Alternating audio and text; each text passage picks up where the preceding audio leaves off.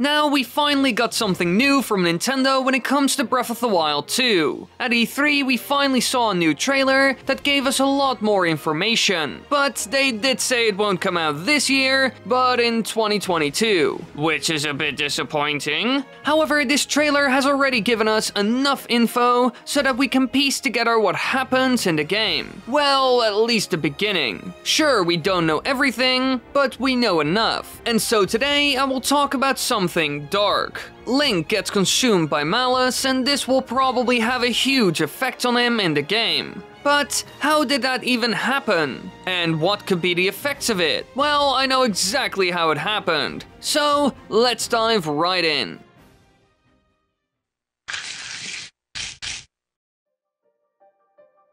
Now let's start by looking at the trailers, because if you put them in chronological order, you start to get a picture of what actually happened. Alright, we've all seen the first trailer. It shows Link and Zelda exploring a dungeon, possibly underneath Hyrule Castle. And they probably went there because malice was still leaking into the world of Hyrule. They even hint towards this at the end of the first Breath of the Wild game. Now, after traveling through this ancient-looking cave network, which was clearly made by the ancient Zonai, they arrive in a completely different cave, where Ganondorf's corpse, or body, is laid across a pedestal, being stuck in place. And there's a mysterious pale green glowing hand reaching down, holding on to the corpse, and then all of a sudden it reawakens. This results in an earthquake, and the screen then cuts off to a view of Hyrule Castle from the Great Plateau, and the ground shakes. And at that point, the castle is seen rising into the air. Now, when we first saw this, it didn't make a whole lot of sense. There were certain things missing, but now in the new trailer we finally get an answer to all of this. When it starts, we see Malice, Link getting attacked, Ganondorf waking up, and Zelda falling down. And this, together with the last scene where the castle rises, with Malice spewing out, tells us everything we need to know. It explains what happened to Link's arm, why it happened, where the Master Sword went, and way more. What do you mean, Wily?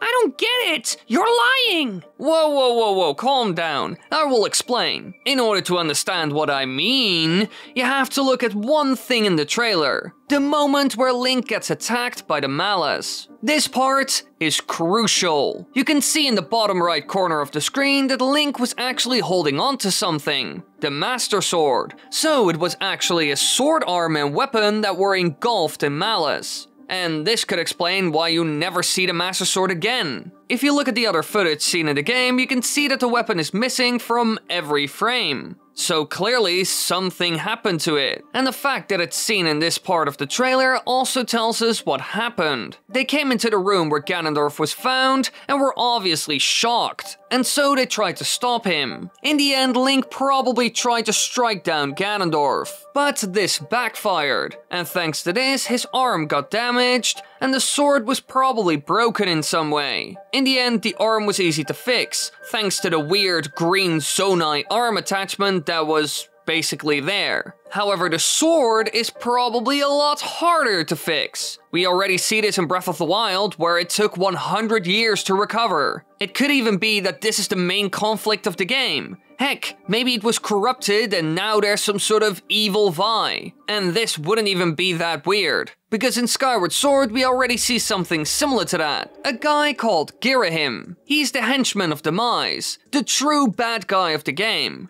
And in this title you fight him a lot. But in the end, we learn something quite shocking. When Demise wants to take you out, he gets his sword, which turns out to be Girahim himself. So he actually transforms into this weapon. In a lot of ways, he's similar to Vi, who is of course the spirit of the Master Sword. So maybe this new Ganondorf can corrupt the sword and turn it into something similar to what Girahim was. Because he probably died in Skyward Sword. It could even be that Girahim was created in a similar way. Demise is a conquering demon after all, so who knows where he has been. There are more lands than Hyrule, and there are multiple legendary blades in the series. All of this could certainly happen, and this wouldn't be the first time that Ganondorf uses a holy weapon of good to fight his enemies. In Twilight Princess, he used a weapon that was stuck in his own chest. The sages tried to execute him with it, but in the end, he wielded it. And near the end of the game, he even says this: "An impressive blade, but nothing more. Want to hear my desire? To take this foul blade and use it to blot out the light forever." So maybe in Breath of the Wild 2,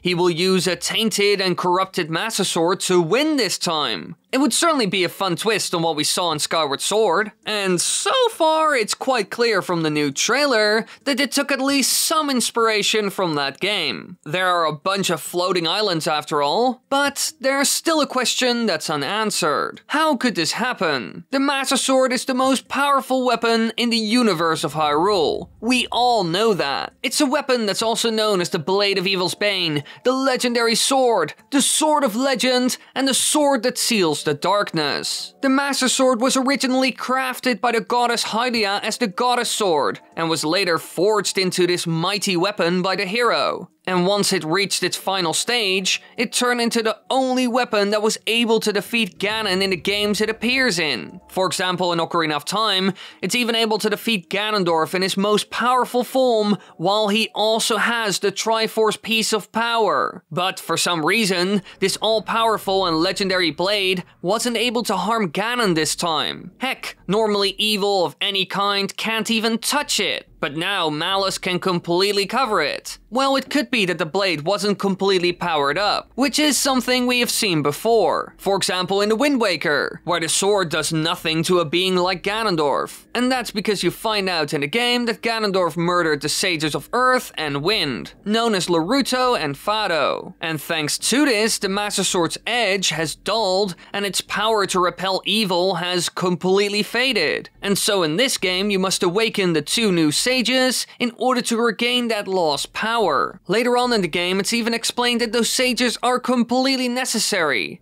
They need to pray to the gods for the Master Sword and the hero who wields it. This will restore its edge and will keep it glowing with the power to repel evil. Now, all of this doesn't happen in Breath of the Wild, although we can see in the DLC that a group of monks do enhance its power. However, that's probably not the same as sages who constantly pray to power the mighty sword. We don't even know if there are sages in this game. Normally, they are crucial, but this time they aren't seen anywhere.